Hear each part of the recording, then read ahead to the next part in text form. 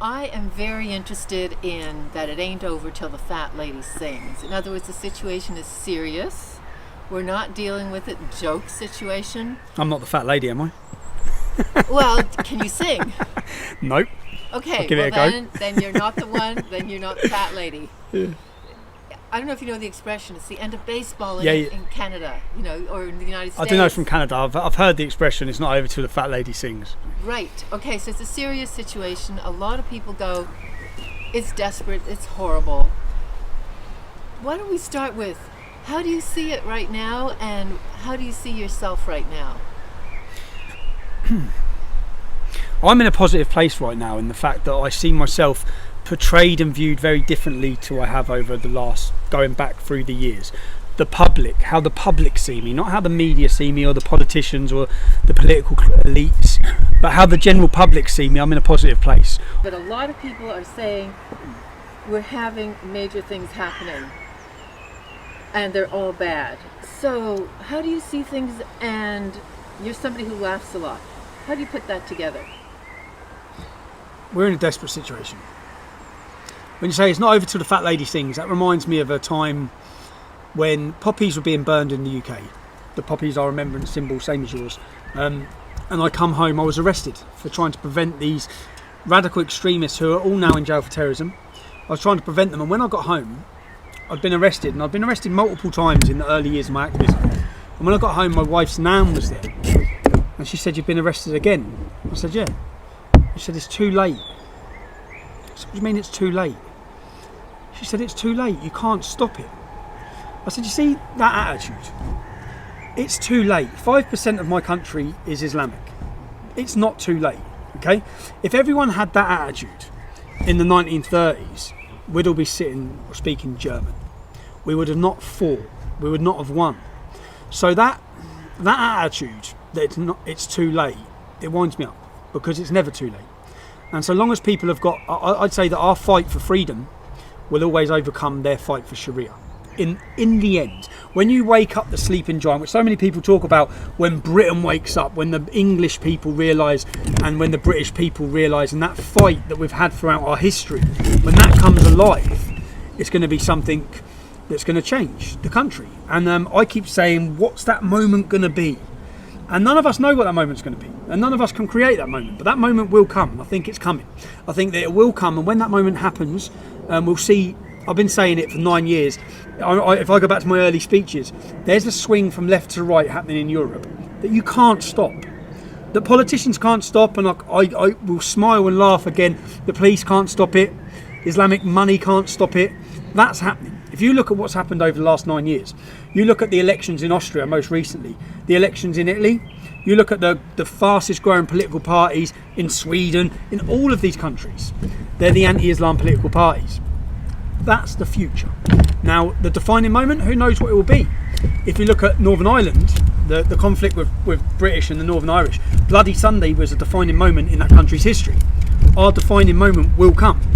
None of us know what it will be, but we have to, I see my job, and you ask if what position I feel. I'm in a comfortable place in the sense that for 9 years there's been a campaign to slander me, to demonise me, to stigmatise me, and it worked in the early years, but now with our own social media and online media and being our own voice, people are hearing our voice, and I say to people, listen to what I say, not to what the media say I say. And I gather by the reaction I receive when I travel this country, I receive at times a heroic reception. So I'm in a comfortable place because I know the public. It was in the early days, it's like you love your country and your country hates you back. That's what it felt like. And now, it doesn't feel like it. So yeah, I'm in a comfortable place, but the country's in a desperate situation.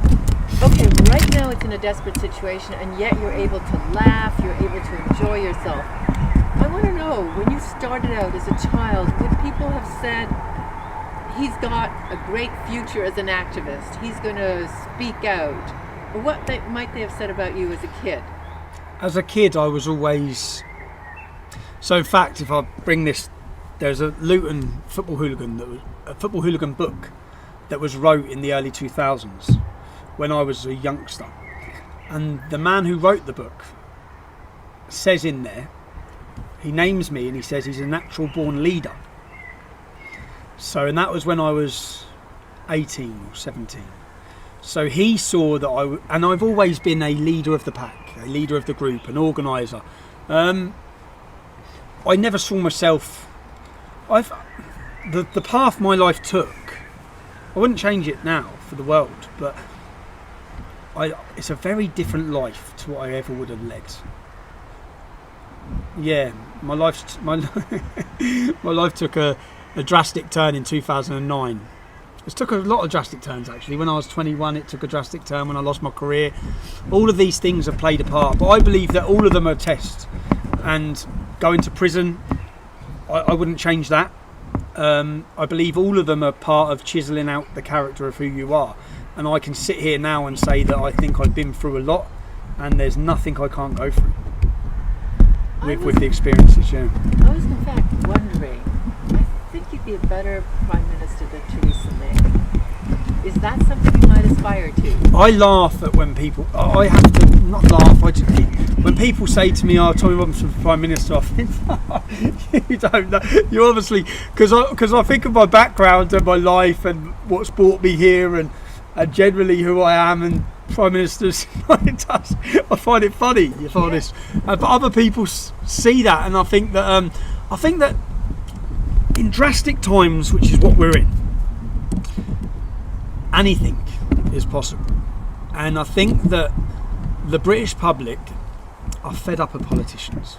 I think the American public were, which is why Donald Trump was elected. People want something different. Whether they want Tommy Robinson is a different story. But I think that the difference is, the difference is which people relate with politicians. Most politicians come from a different background, a different class, a different education. They've had a privileged life, and they don't hold the community feeling that we hold. Now, I'll explain that. There was a young man who was doing a documentary on me. His name was Tom Costello. He got the best grades you could get at Oxford University. He was from a very wealthy middle-class background, and he spent time with me, a year with me.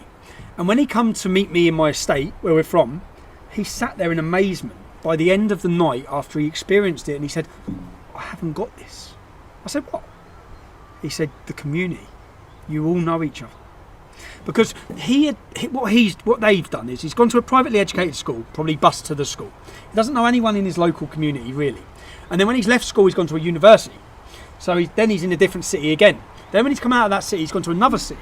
He hasn't got the makeup and the feeling that we have. So if a girl's abused in our community, if someone's violently attacked, we all feel it because we know her mum, her nan, her cousin. We're close. So and what's happened is we have our community, and then the government have brought other people into the country who have then come into our community who are hostile towards us, there's an arrogance, there's a violence, and then we're supposed to just watch our community decay, watch it change, watch people get hurt and attacked and murdered and raped, and we're supposed to not even talk about it and say how, even just saying it didn't used to be like this, even saying that is frowned upon. So yeah, I think that politicians all come from the different class and they don't experience the life experience we've had. The reason why we connect with people, why I've connected with people, is because people know that he's from where you're from. I'm from the same place. I've seen what you've seen. And only when I started the English Defence League and I spoke out, I realised so many people saying, "That's happened in my town. That's happened in my town." And so I said that when I go on TV, or I've gone on TV and people from a different class have tried to belittle me, then you're not just belittling Tommy Robinson, you're belittling millions of people like me. Millions of people who now see what we say as a voice for them because they're scared and they've seen the same life and the same upbringing. So when I talk about the experiences I've had in Luton, that's not just Tommy Robinson. There's Tommy Robinsons in every town and city. You've talked about some tests or stages, and I know I've seen some very early videos of you. The man who's talking there, the accent is similar, but for example, you haven't said fuck once. And I remember then, you said it, and you said it, and you said it. So there's I've so learned. much. You've learned. No, I've grown up. So what have the tests been, and how have you changed? Because you haven't chosen to change your accent at all. but you've chosen to stop swearing or get. I'm wearing a blazer. You're wearing a blazer, but underneath it is a sweatshirt. It's a t-shirt, yeah. A t-shirt, right? It's casual. So and you're a leader, but if maybe politics. Could you see yourself also working with somebody under somebody else's leadership in politics? So I'd like to see what tests have you done and how have you grown. You didn't, when you started talking, you had hardly any awareness of anything. I've seen you on television. Your arguments are brilliant. So I'd love to get a sense of this test got me here. This test got me here. So when I first started, I tried to approach Douglas Murray. He was with Robert Spencer. And I went up to him to speak to him, and he pretty much told me, this is at the very start, to go away. He was worried by our background. He was worried by whether we were racist. But and I said, Douglas, we're living in the gut here. Yeah? We're seeing all these problems. And he said to me, if you're for real, then remain true to yourself. Always remain true to yourself. Yeah? And he said, and I thought about it a lot, and that's all I've tried to do. I've not changed what I've said once. When I started off, you're right, I swore. I was an angry young man at times as well. I'm 35 years old now. I was 25 when I started the English Defence League, and I went from working on a building site to 6 months later leading the biggest street protest movement Europe's seen. And I had so many people telling me my shit didn't stink, excuse my, but there's your swear word. But I had so many people telling me that, and that everything I was doing was great, and I had to take a back seat to look at where I was, who I was, what I was becoming. At times, even when I was leading the English Defence League, the stress, the pressure, it turned me into a different person. And then it's only coming through all of that, I'd say that I've grown up. I swore a lot in the early days because people from working class communities, we swear, and it was to understand that would alienate some people, and what people don't want to hear that. And I've just said, we held the Day for Freedom event recently in London, and afterwards I'm pulling people saying, you can't swear, like when people have swore, there's kids out there, but I was the man that would have stood up 10 years ago and been swearing like hell. I've learnt a lot. I've learned a lot about politics. I've learned a lot about how the media work. I've learned a lot about everything. I feel that I've done a complete apprenticeship, and to come out of the other end to think that I'm more qualified to talk about these issues than I feel anyone that's telling me from the media class or from the politicians. Because, for example, I had one interview where I had, is it Hofi Common, one of the top EU people's, his speechwriter, and he was an expert on multiculturalism. So I said to him, the first thing I said is, where are you? He said, in Brussels. I said, okay. Where are you from? He said, Exeter. You grew up in Exeter. Exeter is 99.9% white Christian town. But yet here you are talking to me. You're the expert on multiculturalism. I'm from Luton Town, where white English people are a minority. I'm the expert on multiculturalism. I'm not talking about what I've read in books. I'm not talking about, it's like saying to someone you can go and build a brick wall because you read about how to build a brick wall. No, you can't. You need experience. You need to do years and years to learn how to do that. Well, I've done that in my upbringing, and I think I'm more qualified than.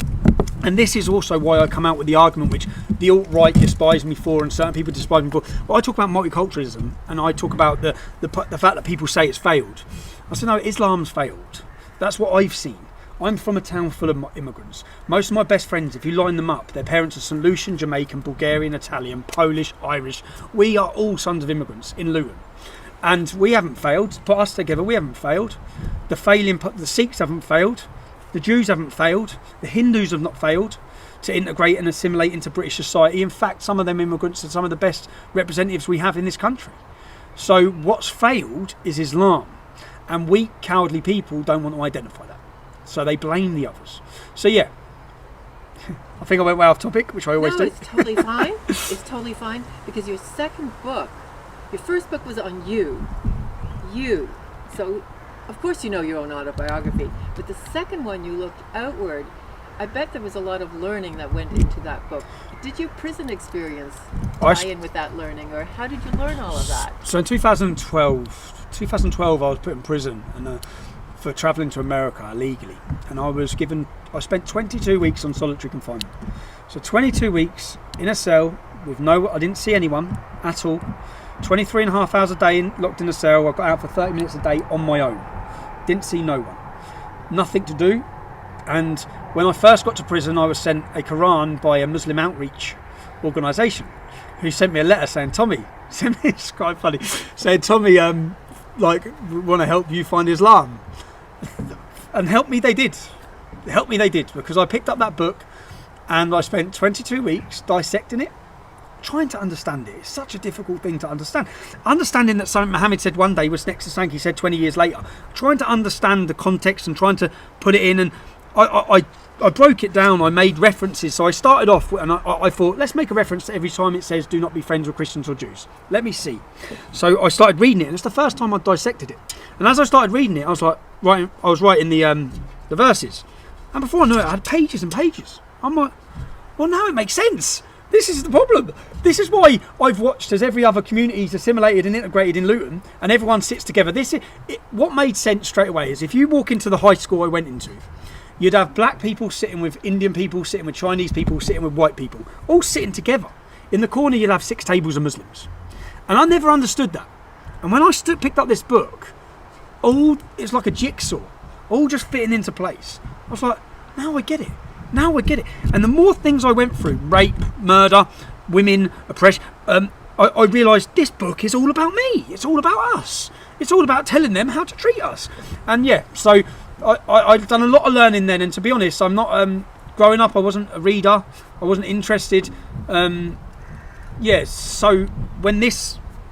since 2009, I haven't stopped reading. I haven't stopped trying to understand. And I think that most things, I have people who come up to me and they talk to me and they argue with me or they want to debate with me, and I ask them straight away, like they'll be defending Islam. I say, so what do you know about it? What do you know about the Prophet Muhammad? What do you know about his life? I read a book called The Biography of Muhammad by Ibn Ishaq to understand who he was. What did you do? Nothing. You know nothing about his life. You know nothing about it. No.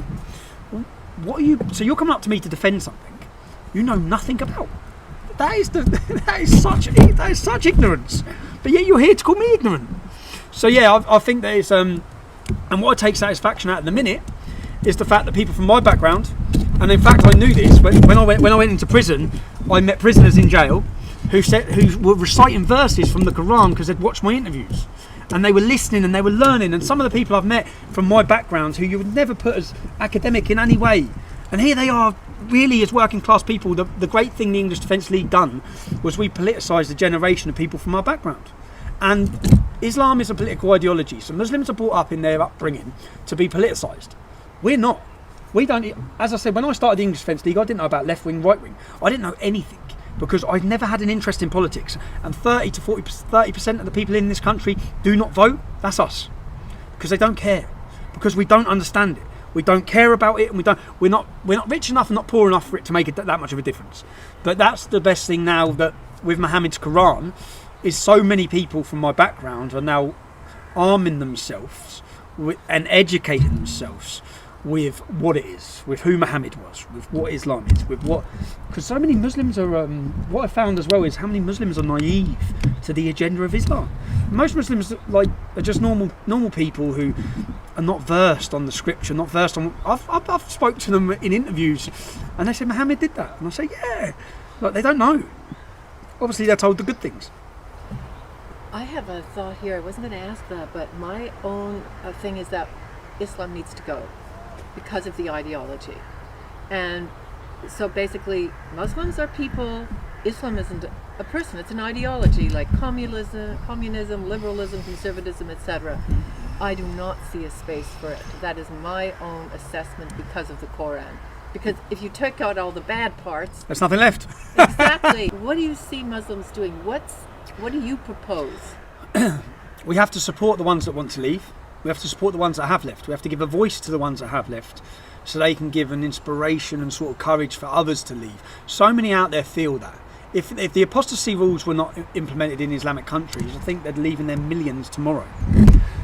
That's the problem. The problem are, you're not just threatened by death, but also you're ostracised from your entire family and community. So if you love your family, Do you want to be ostracised and never speak to them again? So that's why we have to have encouragement. We don't have any. There should be government charities set up to help people in a position who want to leave Islam, but they're not. In fact, they're actually just attacked by everybody as bigots because they talk out about the religion they've just left, because they're the best people and the most versed to understand what it's like living in that community, but they're given no support. I think that we have to be open and honest about Islam and stop kidding that 4 million people in this country that Muhammad was some sort of positive role model. We should be honest about who Muhammad was, and if we were honest, and many Muslims understood who he was, because many of them don't. In fact, I talk to them all the time. Many of them have no idea. They believe he was this great saviour and this peaceful man. If they understood, I had a pleasant conversation with a young Muslim the other day in Luton, and he spoke, and he was a very nice young man. Yeah, clearly a nice man. Clearly, and as I was questioning him about his morals and his beliefs, none of them were coming from Islamic on why he was a good man. But when I said, if you understood who Muhammad was, I've met you, I know you're a nice guy. Yeah, if you understood who he was, you wouldn't be following him. But when I started asking about Muhammad's life, he didn't know nothing. But yet he was there to defend Islam, because they're brought up to defend Islam without knowing what he's defending. So I think we have to have and we have a moral duty to be open and honest about who Muhammad was, about what Islam is and what it's going to do to our country. And if most Muslims could see that and hear that themselves and then question it, because I've actually had many Muslims, I'll give another example. There was a 16-year-old Somalian kid who threatened to murder my children whilst I was handcuffed to a radiator. Now, I tracked him down to find out who he was, and it was all in my local papers. Now, 18 months later, that same Somalian kid, he wasn't arrested, but he sent me a message saying, Tommy, I'm the boy who said I wanted to see you murdered.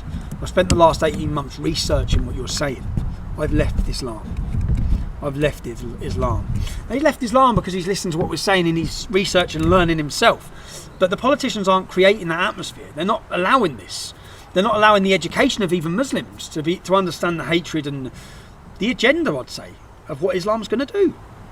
I have a recommendation to you, Tommy. I did a 9-minute kids video, Islam, Who, What, How, with Miss Future. I want you to watch it. Okay. And if you can, if you like it, get it out there, get it to kids. I did it because in Canada, the message to kids is, I love Islam. I don't care. And the fight is usually get Islam out of schools. Mine is no. Tell them the truth. So yes, very good, because in the UK we have part of the national curriculum is all the children have to visit a mosque. Well, I'd like this video to be shown to all children before they visit the mosque. Yeah. Because then they come in with, it's only 9 minutes. Come in with knowledge. Yeah, great. I'll look at it. Okay, great. Because what the point you're making is, which I said about my children, that the schools want to take all children to the mosque. Yeah? Well, I don't mind my daughter going to the mosque if you're going to stand up and tell her the truth. Tell her because they take them there when they're 9 years old.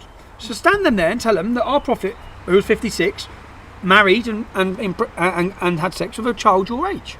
Tell them the truth about the Prophet. Don't tell them lies, which is what they do. They bring them in and they tell them how great and love and peace. All lies. I don't mind. It's like if you want to talk about Islam in schools and educate about it, and then again I'll bring you back to, I had the biography of Muhammad out, and my daughter walked past and she was 7, and she said, Muhammad, peace be upon him. I said, what did you say? So I don't talk to my children about politics. I want my or religion. I want my children to be children. They don't need to be listening about all this negative impact on the world. And then, but the school had told her that when you say Muhammad, you have to say peace be upon him. No, you don't. Why should you show any respect to a man that immoral, a murderer, a rapist? So I'm all for exactly what you said, that the children should be taught, but teach them the truth. My video is aimed at 8-year-olds. Ooh. So 1 year younger than the mosque visit. So the year before, they learn about and then they can go and ask questions. Exactly. So I love that. Now I see you've gone further and further. The men who started at 25 didn't know this about Muhammad, didn't have that reading, didn't have that knowledge, didn't have the skill to write that book. Now you've gone all this distance. 10 years in the future, can you imagine where are the green growing edges of your life? I don't think I'll be here. In the sense of, I don't make plans. To be honest, when I first wrote my book, my first book, it was wrote in the sense that I was worried and concerned I was going to be killed. And I want my story to have been told by me. I want my children to pick up that book and know why their dad did what he did. And that's when I wrote that that's why I wrote it mainly. And I had that in my head. My children, I want them to understand and listen. And I didn't expect, and I'm being completely honest, to be 2018 sitting here talking, because I'd had 6 government warnings. I went to a court case where Muslims were sentenced to 25 years. They were caught with guns, bombs, IEDs on the way to kill me. I've had multiple violent attacks. And so you're asking 10 years' time. I don't expect to be here in 10 years' time. I expect you to be here in 10 years' time. I hope I am. I want to see my children grow old. I want to see the success they make of their lives. I want to see all the same things every other parent wants to see. But the reality is, if there's Muslim jihadis in this country, which there are, and they want to cause an uproar, and they want to really, then I'm the biggest target. I've said things that in their mind are unforgivable about their prophet, that they have to kill me. So I don't look at things, I look deeply at things, and I think there will be attempts made on my life. And yeah, where could it be in 10 years' time? Who knows? I'm currently writing the next stage since my first book came out 3 years ago, and I'm shocked that I could write another book in what's happened in the last 3 years. And I'm shocked that the narrative hasn't changed. The enemy of the state narrative, the fact the police want to target you, I thought that would all ease up and lessen up when I put it out there for everyone to understand, and it hasn't. And so who knows? When I look what's happened in the last 10 years, when I look at the people who are now contacting me and I'm sitting down with, who would have run a mile from me 9 years ago, who knows what's going to happen in the next 10 years? But one thing's for sure, we'll continue fighting it with a smile on our face. And now for that last question.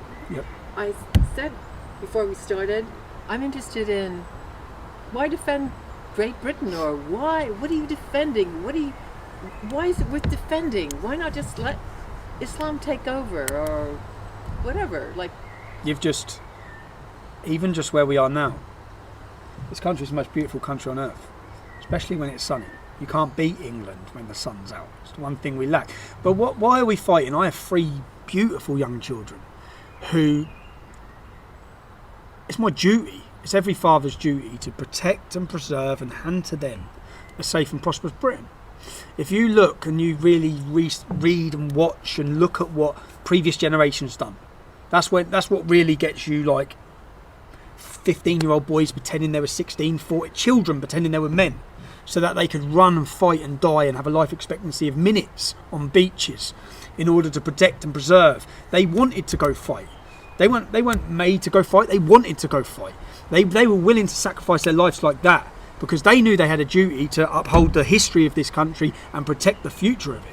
Right now, people are scared to even talk. It's embarrassing what we've become.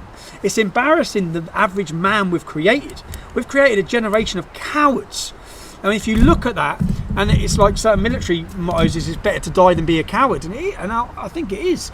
It is if you have any respect in being a man or being an Englishman, and when you look at what people have given before you to protect what you have, the freedoms we enjoy now, even sitting here enjoying it. It's like when you talk about freedom of speech, it's not free. It wasn't free. Generations gave their life, so they fought and they died. They left their children, they kissed them goodbye, and they give their life so that you enjoy that freedom. And I think that we have a duty. I have a duty not just as a father, but as an Englishman. And I've said that. I try to explain that to my wife when she says all these things, like, throughout the years, or trying to say stop. It's what about the kids? What about the kids? I said it's not about my kids. It is about my kids, but it's not just about my kids. It's about a generation of kids. It's about their kids and their kids and their kids. And are we going to hand it over to the darkest thing on this planet? The complete opposite of who we are, which is Islam. The beliefs, truth to them is wrong to us. It's the complete parallels. And we have a duty, and that's what I'd say. I'll just fulfilling a duty as a dad and as an Englishman. It's your duty to protect, preserve, and oppose evil. And even if you go through great people in history, whether it be Martin Luther King, if you see evil, you confront it, you oppose it, you certainly speak about it, and that's all we're doing. Thank you very much. Thank you very much. I want to say a personal thank you to you and to everyone. A personal thank you because, do you know what? And this is honest. Do you know the moment I had given up fighting, not given up fighting, but given up that you could resist what was happening. I'd been through years of court cases and wrongdoings where things happened that shouldn't have happened. And the first time that, or the changing moment, was when you set up an online donation thing, and I realised for the first time I've got the support of people. And then I beat that court case, and I beat the court case after it. Because now I sit here comfortable knowing that if I walk down that street and they try to stitch me up or set something else, I know people are going to support me. And that was a moment that I didn't know until that moment. So yeah, thank you to you and to everyone who supported me. You're welcome. Very welcome. I'm very, very happy to have been able to, like, from a friend of yours to a friend of mine. Beautiful Val. To me, exactly. And then I sat down and I wrote it, and it went viral. Yeah, so it really touched people. And it was great for me. It was a moment for me to think, shit, like, because I hadn't had that support. I'd had all these things going over the years, and there was no support really. No support. I was like, whoa. And it was a moment for me to think, gee, people are watching. People care. That was realising how much people cared. And yeah, should we go get some English fish and chips? Yes. So